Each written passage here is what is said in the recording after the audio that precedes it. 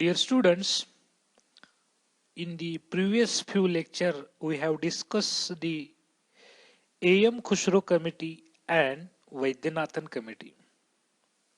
So friends, in the present lecture we are going to discuss about the Shivajirao Patil committee.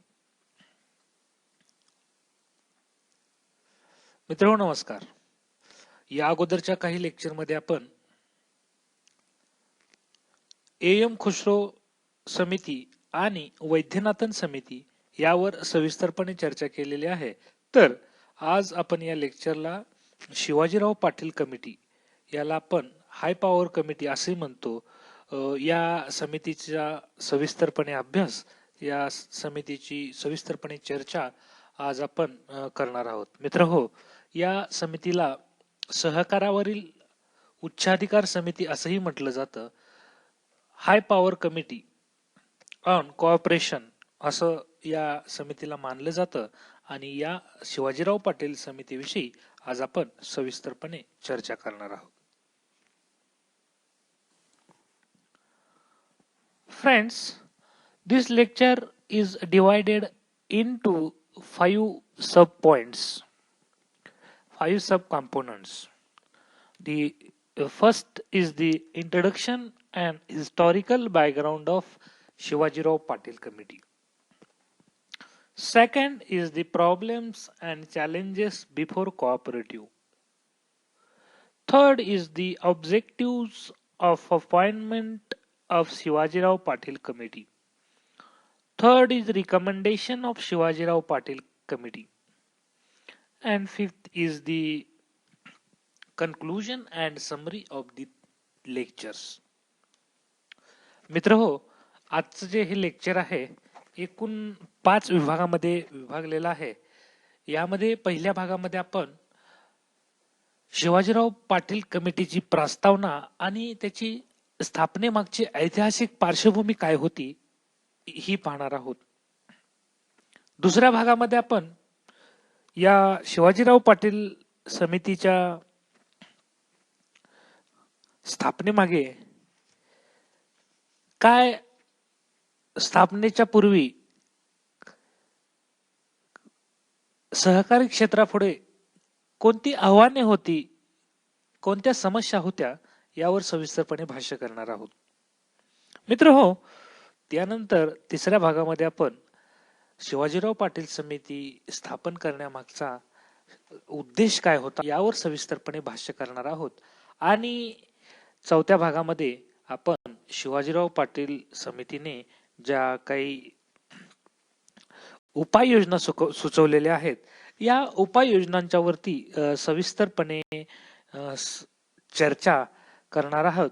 Shivajirao समितीने ज्या काही शिफारशी किंवा उपाययोजना आपण म्हणतो या सुचवलेल्या आहेत यावर सविस्तरपणे चर्चा आपण या शिवाजीराव पाटील समितीच्या या लेक्चर मध्ये करणार आहोत. आणि यानंतरचा जो पाचवा भाग आहे तो म्हणजे या लेक्चरची जी सारांश आहे या सारांश स्वरूपात आपण या लेक्चरची सविस्तर चर्चा करणार आहोत.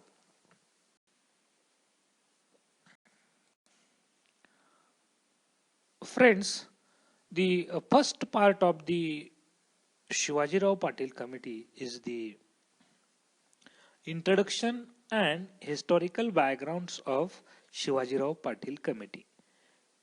मित्रहो, या लेक्चरचा जो पहिला भाग आहे तो म्हणजे प्रास्ताविक आणि ऐतिहासिक पार्श्वभूमी या शिवाजीराव पाटील समिती नेमण्यामागे काय होती हे आपण आता पाहणार आहोत.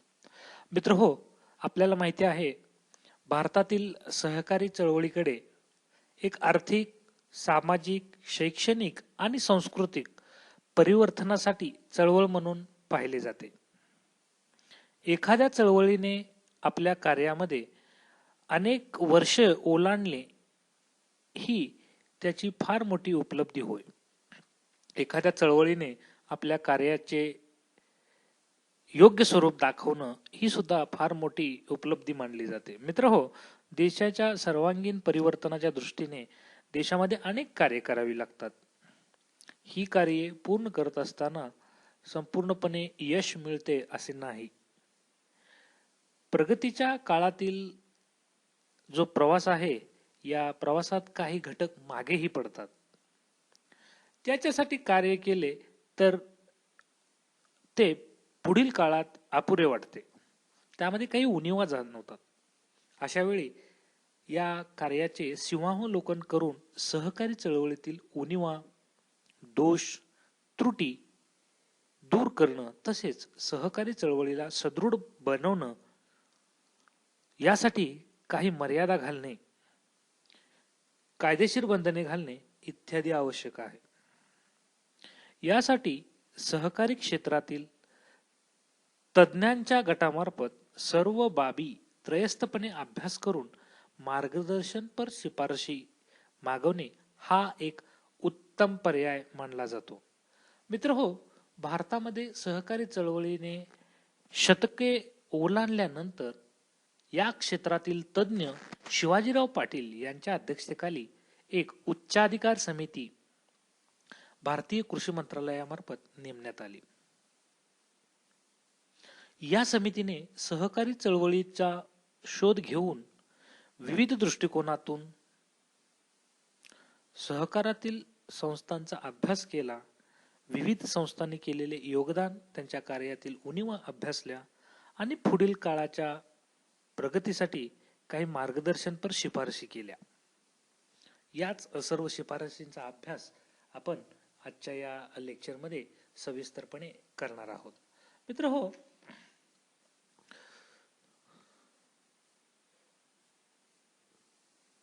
भारतामध्ये सन 2004 साली सहकारी चळवळीने आपल्या अस्तित्वाची आणि कार्याची एकूण 100 वर्ष पूर्ण केली होती. भारतातील सहकारी चळवळीला एक आपल्याला माहिती आहे की गौरवशाली ऐतिहासिक अशी पार्श्वभूमी लाभलेली आहे. सहकारी चळवळीने सहकारी तसेच विविध क्षेत्रामध्ये वित्त पुरवठा असेल, शेती असेल, दुग्ध व्यवसाय असेल, गृहनिर्माण असेल, विविध उद्योग व सेवा यांच्या विकासासाठी पर्यायाने समाजाच्या उन्नतीसाठी भरीव असे योगदान दिल्याचे आपल्याला माहित आहे. मित्रहो, सहकारी क्षेत्राच्या सदृढीकरणासाठी व त्यात कालानुरूप योग्य बदल करण्यासाठी सामाजिक, आर्थिक व जागतिक स्तरावर या बदलांची नोंद घेऊन त्या अनुरूप निर्माण होणाऱ्या ज्या समस्या आहेत, जी आव्हानं आहेत, या समस्यांना आव्हानांना तोंड देण्यासाठी पुढील मार्गदर्शन करण्यासाठी आवश्यक अशा मार्गदर्शक आणि शिफारशी सुचवण्यासाठी भारत सरकारने सुद्धा एक विशेष समिती नेमली होती. मित्रांनो, 7 डिसेंबर 2004 साली झालेल्या राज्य सहकारी मंत्री परिषदेने या समितीचा ठराव पास केला आणि या ठरावानुसार भारत सरकारच्या कृषी मंत्रालयाने एक उच्चाधिकार समिती स्थापन केली आणि या समितीचे अध्यक्ष म्हणून शिवाजीराव पाटील यांची नेमणूक करण्यात आली. त्याचबरोबर या समितीमध्ये 6 सदस्यही होते, 5 सदस्य होते, म्हणजे शिवाजीराव पाटील यांना धरून एकूण 6 लोक होती. यामध्ये doctor MS Sisodia, Shri HK Patil, doctor Amrut Patil, YSP Thorat, Shri Satish Chandar असे अनेक दिग्गज लोक या समितीमध्ये काम करत होते. आणि या समितीने मित्रांनो आपला जो अहवाल आहे तो 2009 मध्ये शासनाला सादर केला. So friends, in this overall discussion we can say in 2004 the cooperative movement in India has completed 100 years of its existence. Over this year it has been several achievements. However, Indian cooperative movement also faced several challenges and the problems. To look into those problems and challenges And to suggest the remedies, Government of India constitute a high power committee on cooperative. Friends, on 10th May 2005, under the chairmanship of Shivajirao Patil. So friends, Government of India was appointed the one high power committee on the cooperation. The name of committee is Shivajirao Patil Committee. Friends, the next important content components of today's lecture is the problems and challenges before cooperatives. मित्र हो, सहकारी संस्थेच्या समोरील सहकारी क्षेत्रासमोरील ज्या काही समस्या ज्या काही अडचणी होत्या त्याविषयी आता आपण थोडक्यात चर्चा करूयात. मित्र हो, भारतातील सहकारी क्षेत्रातील चळवळ ही जगभरातील सर्वात मोठी आणि यशस्वी मानली जाणारी एक चळवळ आहे. मित्रांनो, सहकारी क्षेत्रातील संस्था आज सुद्धा भारतीय अर्थव्यवस्थेतील अनेक क्षेत्रात मोलाची कामगिरी पार पडत असताना आपण पाहतो आहे. जरी असं असलं तरीही भारतातील सहकारी क्षेत्र हे बहुतांशी दृष्ट्या सरकारद्वारेच नियंत्रित आणि निर्देशित केले जात आहे. भारतातील सहकारी क्षेत्रात उत्स्फूर्तपणे अथवा स्वायत्त तसेच लोकतांत्रिक संरचना व आर्थिक सक्षमता या गोष्टींचा आजही आपल्याला अभाव आढळून आल्याचं दिसून येतं. मित्र हो, उच्चाधिकार समितीने केलेल्या निरीक्षणानुसार भारतातील सहकारी क्षेत्रासंबंधी अनेक समस्या अनेक आव्हाने या पुढील वाटचाली करता अशी नोंदवली होती आणि ज्यावर उपाययोजना करणं आवश्यक आहे अशा समस्या किंवा आव्हाने या समितीने आपल्या या अभ्यासामध्ये व्यक्त केली होती. मित्र हो, यामधील पहिला जे महत्वाची समस्या आहे आव्हान आहे ते म्हणजे सक्रिय सदस्य सुनिश्चित करण्यासाठी असमर्थता.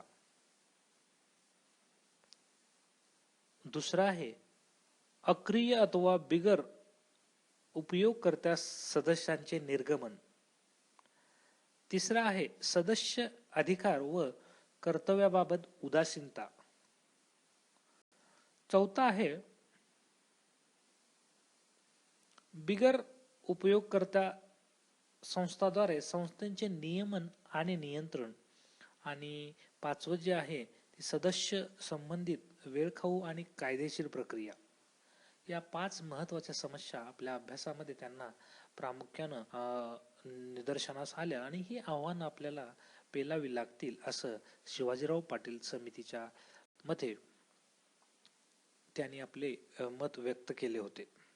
मित्रांनो, यामध्ये संस्था संचलन अथवा शासन यामध्ये सहकारी संस्थांच्या प्रशासनाबाबतीत अस्तित्वात असणाऱ्या नियम व कायद्यामध्ये सहकारी संस्थेच्या स्थापनेमागील उद्देश किंवा संघटन या महत्वाच्या बाबीकडे प्रामुख्याने दुर्लक्ष करण्यात आलेले आपल्याला दिसून येते. याचा संस्थेच्या उद्देशपूर्तीसाठी या सहकारी क्षेत्रावर अनिष्ट परिणाम झालेला आपल्याला दिसून येतो. मित्र हो, यानंतरची जी समस्या आणि आव्हान आहे ते म्हणजे आर्थिक संस्थारूपी मान्यतेचा अभाव. मित्रांनो, सहकारी संस्थांकडे आज प्रामुख्यानं सार्वजनिक हितासाठी सरकारद्वारा वापरले जाणारे उपक्रम याच अर्थाने पाहिले जातं. यामध्ये सहकारी क्षेत्राचा उत्पादन, वितरण आणि सेवा क्षेत्रातील संस्था या अनुषंगाने विचार केला जात नाही.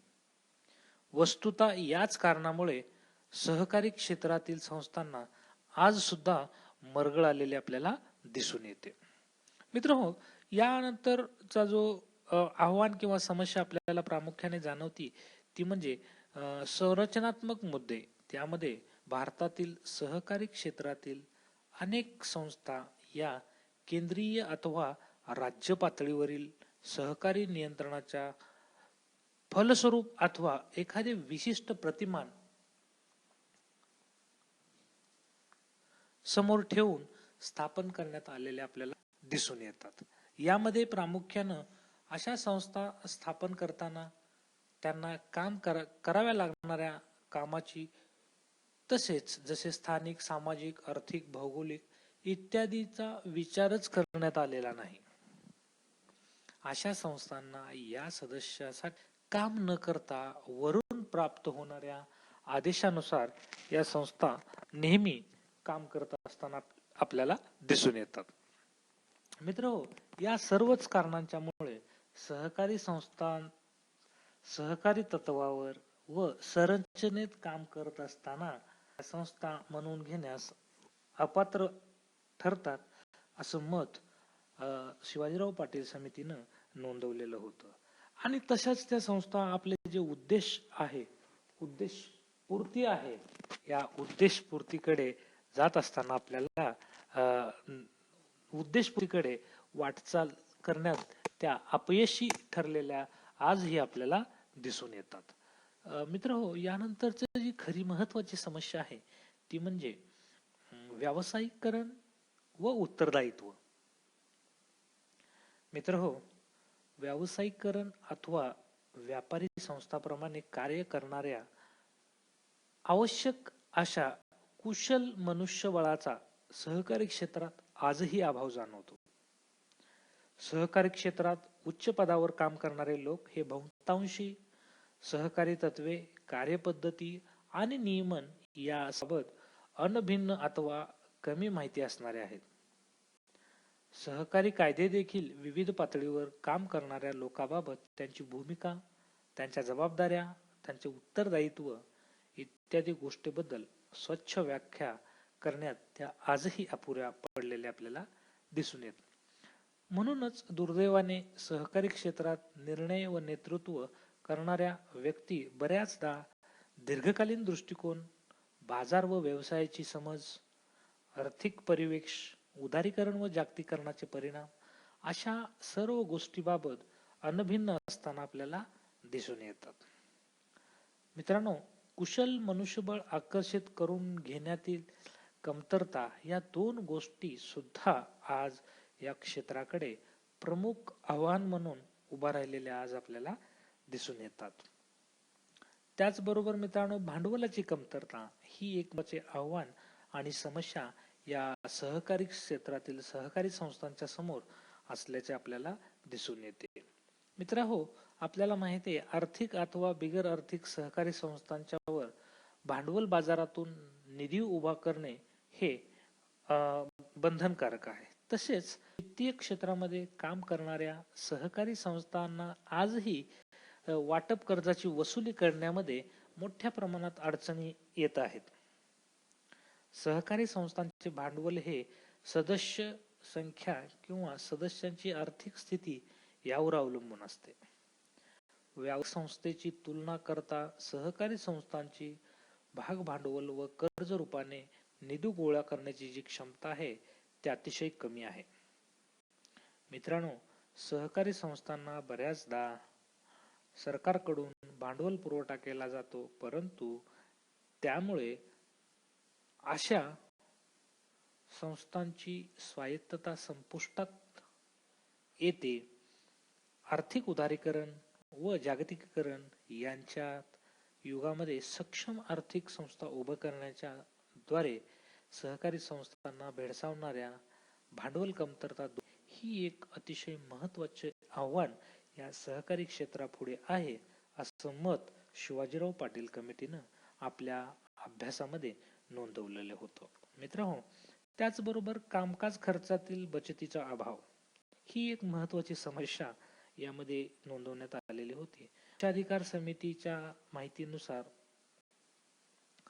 या क्षेत्रातील संस्था त्यांच्या कामकाजावरील खर्चामध्ये बचत करण्यासाठी खाजगी व व्यापारी क्षेत्रातील संस्थांपेक्षा फार मागे असलेल्या आपल्याला दिसून येतात. यास कारणीभूत घटक प्रामुख्याने अभाव, आवश्यकतेपेक्षा जास्त कर्मचारी, उत्तरदायित्वाचा अभाव आणि आर्थिक बेशिस्त इत्यादी गोष्टींना यामध्ये जबाबदार मानलं गेलेलं आहे. तर मित्र यामध्ये यानंतरची जी महत्वाची समस्या किंवा असं म्हटलं जातं की राजनीतिक कारण व राजकीय हस्तक्षेप ही एक सर्व सहकारी क्षेत्राच्या प्रगतीला लागणारी वाळवी किंवा कीड मानली जाते.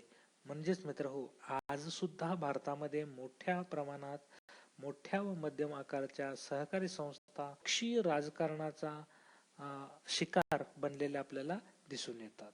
मित्रांनो, बिगर आर्थिक आणि बिगर आर्थिक अशा दोन्ही सहकारी संस्थांमध्ये या सर्वांनी मोठ्या प्रमाणात सुद्धा आपल्याला ठाण मांडून बसलेल्या दिसून येतात. मित्रांनो, जसे मर्जीतील व्यक्ती व नेत्याची संस्थांच्या उच्च पदावर नेमणूक करणे, संचालक मंडळाची निवडीद्वारे निवड करणे, निवडणूक पूर्व सदस्य नोंदणी व भरती, लेखापरीक्षणातील टाळाटाळ, तसेच विशिष्ट घटकांना खुश करण्यासाठी वेगवेगळ्या गोष्टींचा अवलंब करणे इत्यादी बाबींचा या सहकारी संस्थेच्या स्पर्धात्मक आणि व्यावसायिक कामकाजावर प्रमाणात मर्यादा येत असलेला आपल्याला दिसून येतात. मित्रहो, या सर्व समस्यांचा आणि आव्हानांचा अभ्यास या शिवाजीराव पाटील समितीने आपल्या रिपोर्टमध्ये आपल्या जो प्रकल्प हातामध्ये याने या सहकारी क्षेत्रापुढल्या समस्या आणि आव्हान या आपल्या अभ्यासामध्ये त्याने व्यक्त केलं होतं. आणि या जर सहकारी क्षेत्रापुढल्या समस्या सोडवल्या तरच सहकारी क्षेत्राला मोठ्या प्रमाणात यशस्वी होण्यासाठी आणि सहकारी संस्थांची सहकारी क्षेत्राची प्रगती करण्यासाठी वाव आहे असं मत शिवाजीराव पाटील समितीने आपल्या अभ्यासामध्ये नोंदवलेलं होतं.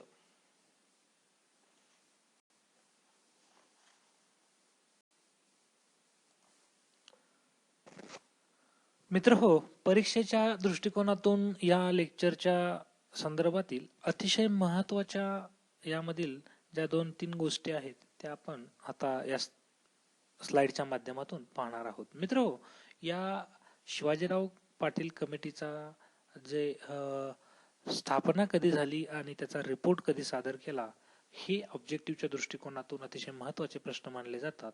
तर मित्रांनो, शिवाजीराव पाटील कमिटी ही हाय पॉवर कमिटी या नावानं ओळखली जाते आणि या शिवाजीराव पाटील समितीची स्थापना 2004 साली झालेली होती. Appointment of Shivajirao Patil committee in dash dash year.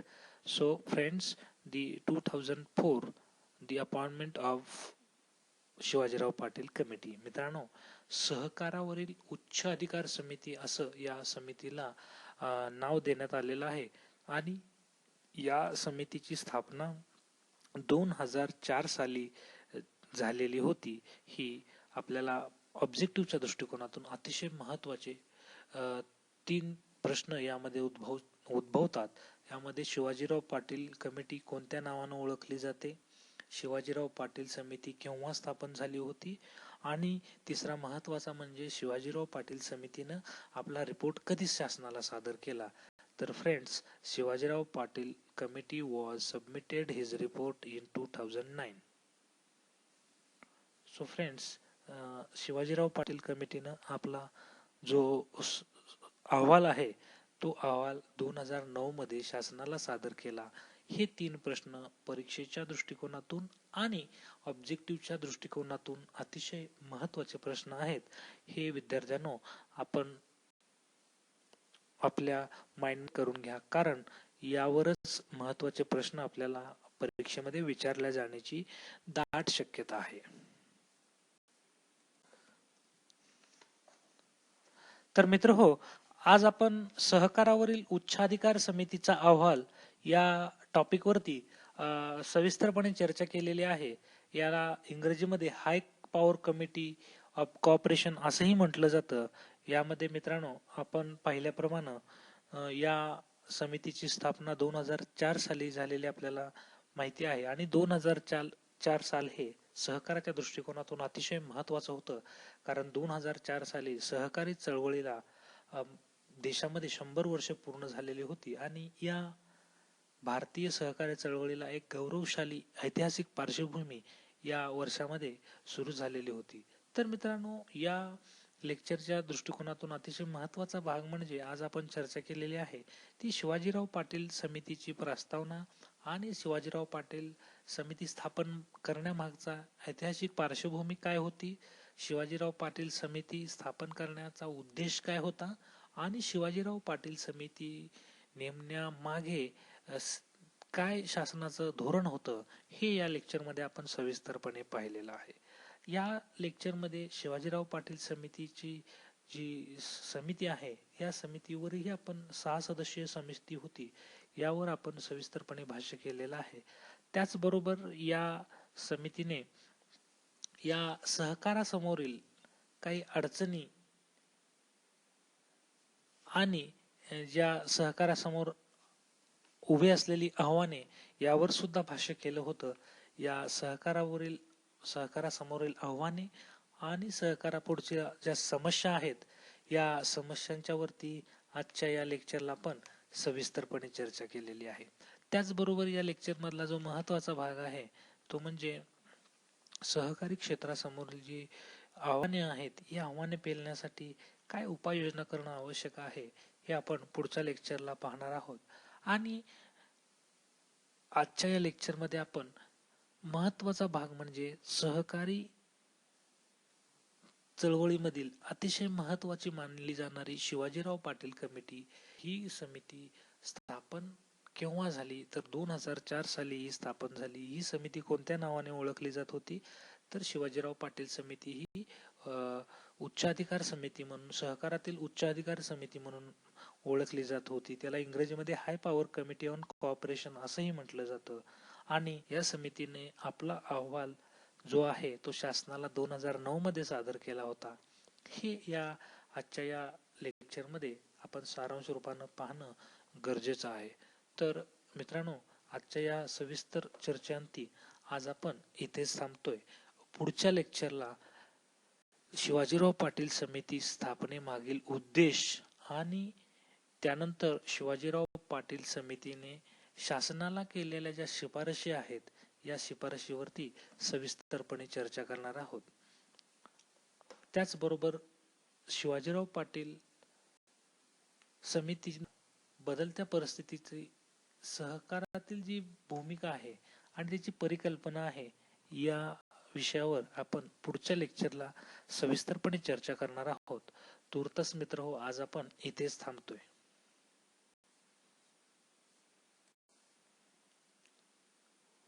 So friends, if you any doubt, any queries, any questions about the today's lecture, present lecture, so please ask freely. I will definitely try to solve your queries, your questions, your doubts 100%. मित्र हो, आजच्या या lecture बद्दल आपल्या मनामध्ये काही शंका असतील, काही क्युरी असतील, काही डाऊट असतील तर तुम्ही मला अगदी मनमोकळेपणाने विचारा. त्या शंकांचं समाधान करण्याचं काम मी 100% करेन. आपल्या मनामध्ये शिवाजीराव पाटील समिती असेल, खुसरो समिती असेल, त्याचबरोबर वैद्यनाथन समिती असेल, या समितीच्या विषयी काही शंका असेल तर तुम्ही अगदी मनमोकळेपणानं मला विचारू शकता. त्या शंकांचं 100% निरसन करण्याचं काम मी माझ्या मार्फत नक्कीच करेन एवढी ग्वाही देतो. आणि मित्र हो, आज आपण इथेच थांबूयात. थँक्यू. धन्यवाद.